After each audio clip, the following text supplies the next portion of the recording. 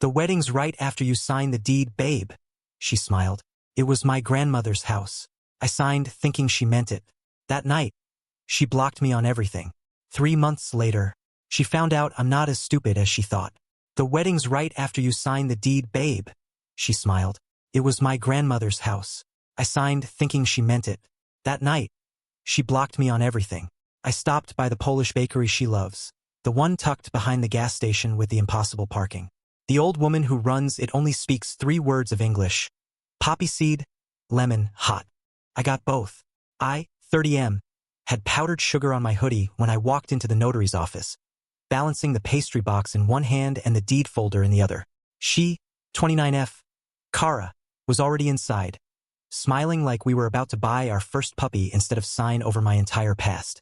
We'd been together 3 years, lived together for 2. She worked in staging and interior design, what she called vibe creation for open houses. I restore vintage motorcycles. My hands are always stained, my phone always cracked, my playlists mostly stuff my grandfather listened to. We made sense in that way opposites sometimes do. The house we were there to sign over was mine. Well, had been mine. My grandmother raised me in that place. It still smelled like her lavender drawers and would polish in spring. She left it to me when she passed, with one line in her will: "Make it a home, not a bargaining chip." I guess I failed her. Kara looked incredible that morning. Red lipstick, white dress, the gold hoops she only wore on important days. I thought she meant wedding planning. She meant something else entirely. "After this," she said, tapping the folder with a manicured finger, "we'll hit the florist, finalize the cake, and maybe get a drink? It's such a big moment for us." Right. I signed. Full deed transfer.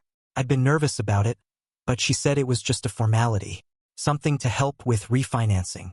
"Make it joint," she said. "Makes the loan cleaner. We'll get better rates. You'll thank me later." I thought it was about partnership, trust, building something. We walked out hand in hand. She kissed my cheek. Her phone buzzed and she laughed. "My sister just sent me a dress she thinks I should wear for our rehearsal dinner," she said. "It's happening. It's really happening." That was at 2:34 p.m. By 9:12 p.m., I was locked out of our Spotify, her Netflix was deactivated, and she'd removed me from our shared Google Calendar. Every trace of Kara plus Eli's wedding was gone. By midnight, her number was disconnected. Her Instagram wiped. Not archived, wiped. At first, I thought maybe she got cold feet. Maybe something triggered her. She had a weird relationship with her parents, always chasing their approval, always worried about being trapped. I gave her space, slept on the couch with my phone on my chest like an idiot. The next morning, she didn't come home. Her key was gone from the hook. The drawer she kept her socks in was empty. Even the charger she always borrowed was missing. I called her sister. Blocked. Called her mom. Blocked. Called her boss. "Kara's moved on to a new opportunity," they said politely. "She left us a thank you card and everything. Beautiful handwriting." I finally got through to her brother 2 days later. He sounded nervous, like he was calling from a closet. "She's, with someone else now," he said. "They're leaving the state. She said not to tell you." I asked why. He hesitated. Then, "She said she stuck around long enough to get what she deserved." It was all I needed to hear. She never cared about the wedding. She wanted the house, and she got it. I checked with a lawyer. It was a clean transfer. No fraud. No duress. I wasn't drunk, drugged, or in a coma. I just believed her, and that's not illegal. It's just pathetic. Weeks passed. I couldn't bring myself to visit the house, not after what she'd done. But I checked on it from time to time, drove by late at night. Lights off, curtains closed, like it was holding its breath. Then 3 months later, I saw the listing. She didn't even bother to change the listing name from Eli's Place in the metadata. But the photos were all new. My grandmother's house, gutted and painted. Fake farmhouse doors slapped onto 1940s trim. The porch swing replaced with a minimalist bench that looked like punishment furniture. The caption, "Vintage meets modern." Fully remodeled. First open house this Sunday. And there she was in the photos, posing in the kitchen like she'd been baking cookies there her whole life. My grandmother's mixing bowl was gone. My toolbox vanished. Even the crooked coat hook I left because it reminded me of her. Gone. Kara never moved in. She just flipped it. I looked at the sale price. $1.3 million. She bought it for 0. and she smiled for the camera like it was the happiest she'd ever been. Edit 1. I've already spoken to 2 lawyers. I have no legal case. Stupid isn't illegal. Edit 2. For those asking, no, we weren't married. That's the part that stings most.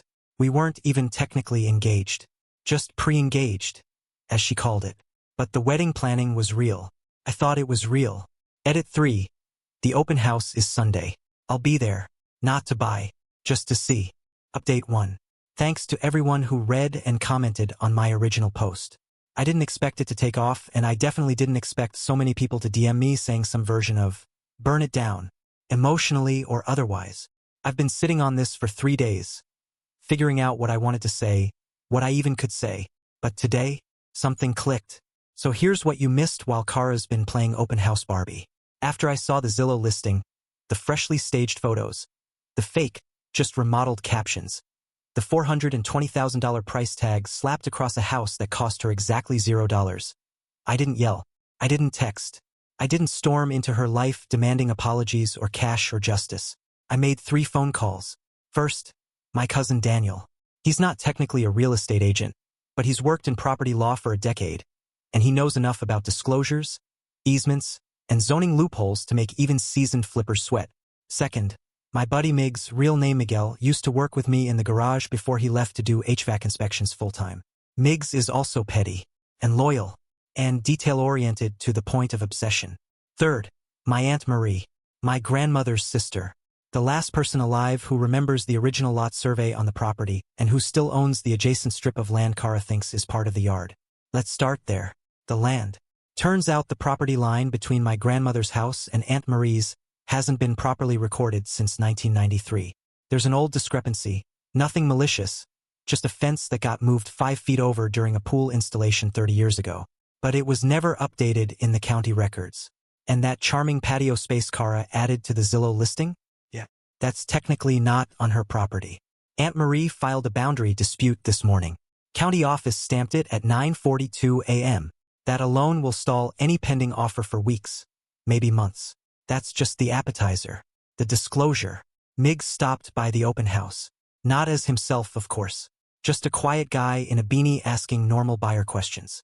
He took notes, photos, recorded everything. The HVAC unit in the listing description? Brand new.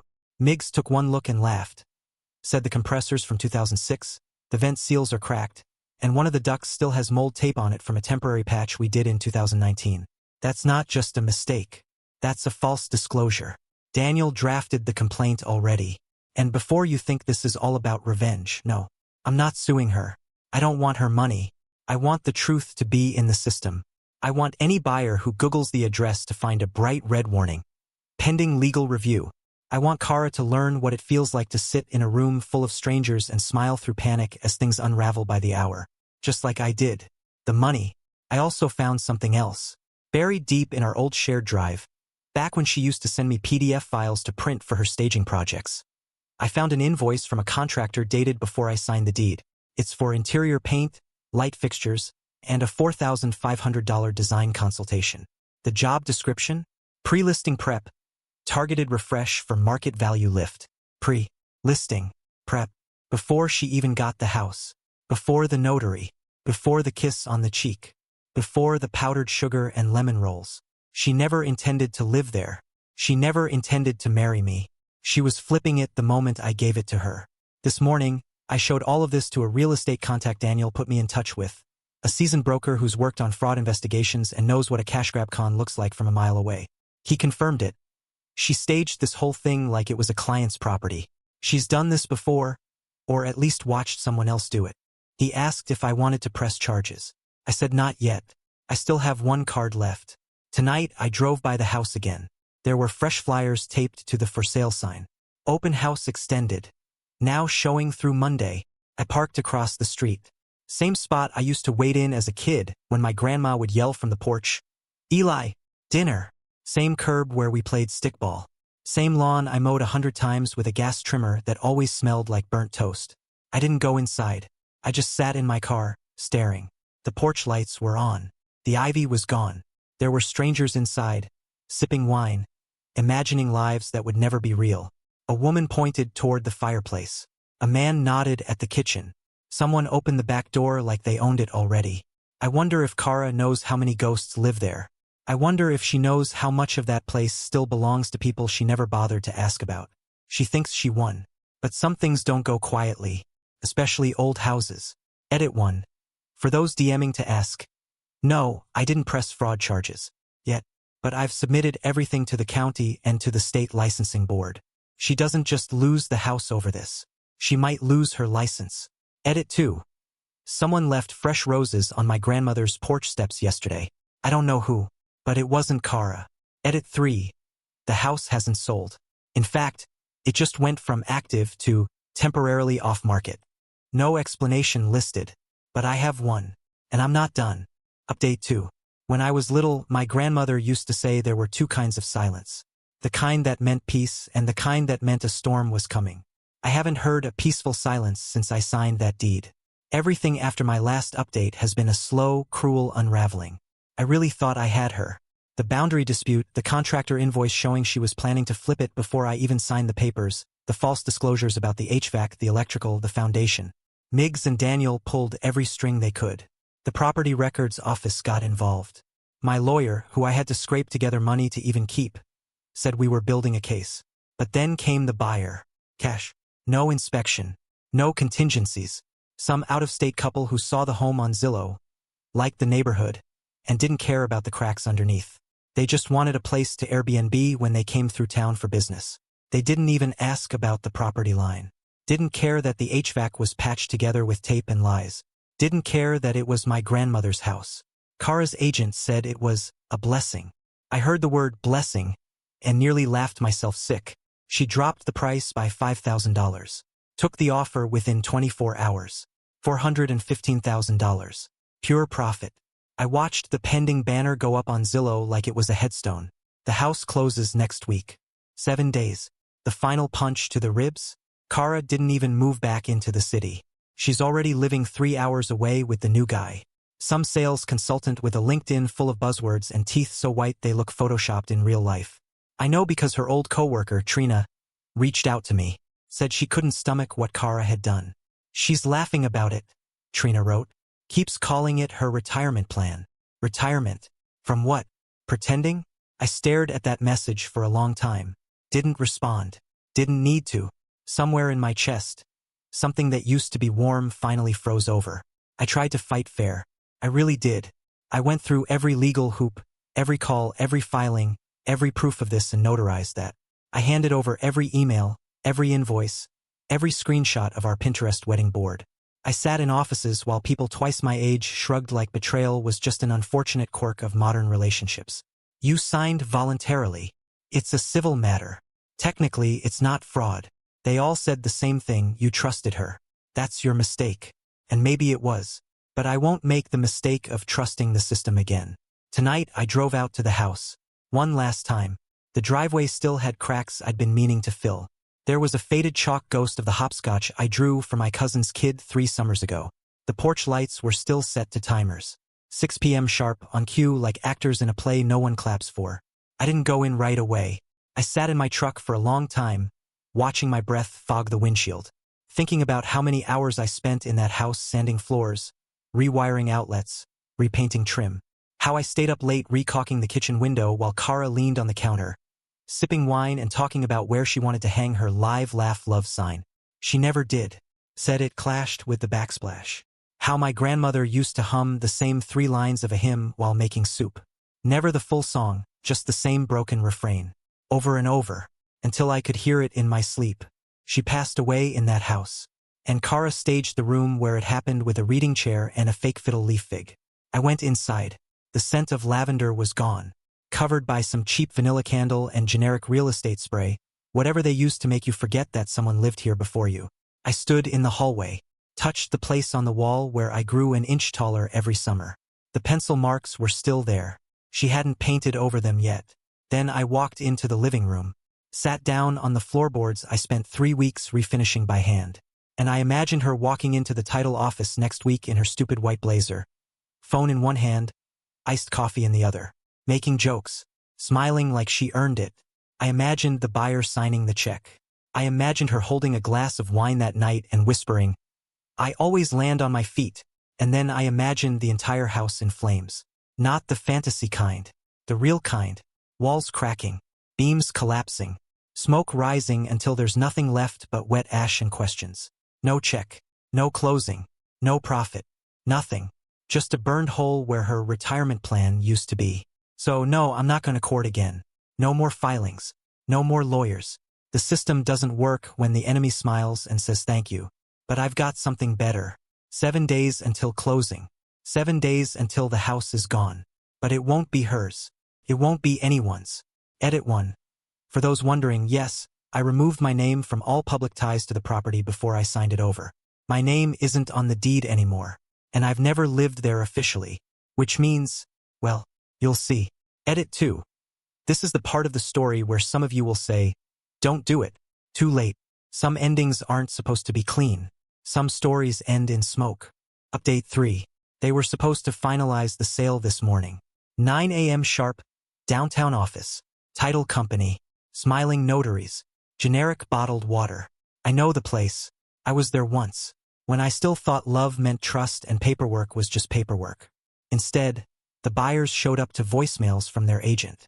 And their agent, she was already on site, standing behind yellow tape, hands on her hips, talking to a fire marshal with a clipboard and tired eyes.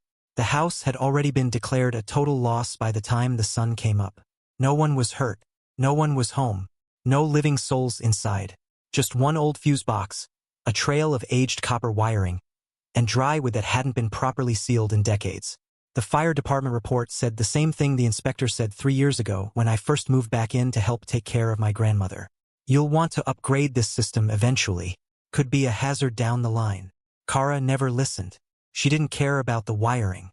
Just the countertops, the staging, the listing price, the story she could tell. Now, there's no story left. The fire started sometime just after midnight. Neighbors said they heard a loud pop, then saw light through the upstairs windows that didn't look like any lamp they'd seen before. Someone called it in at 12:42 a.m. First responders were on site within 6 minutes. Didn't matter. By then, the living room was already gone. The kitchen followed. The roof collapsed at 1:13. By 2:30, there was nothing left but steaming black bones, crumpled siding, a melted porch swing, and the scorched trunk of the tree my grandmother planted the year I was born. The rose bush survived. Barely. I got the call from Miggs around 3 a.m. Eli, he said, voice low, tight, turn on the news. I didn't ask questions. Just did it. Local station. Chopper footage. A reporter in a heavy coat talking about a suspicious blaze in the historic Bramblewood district. The crawl at the bottom read, property was under contract as of this week. No injuries reported. Investigators on site. I watched it burn in silence. Didn't flinch. Didn't cry. Just sat there with a glass of water I never finished, staring at the screen while flames erased everything I couldn't. Kara hasn't called. I don't expect her to. But someone told me she was there later that morning. Not long after the buyers left, confused and furious, demanding to know what the hell kind of property they'd almost walked into. She stood in the street in her heels and her perfect blazer and just stared. Wordless. No camera. No filter. No caption. Just ash in the wind and melted dreams in every direction. I hope she understood what it meant. I hope she saw the space where the windows used to be.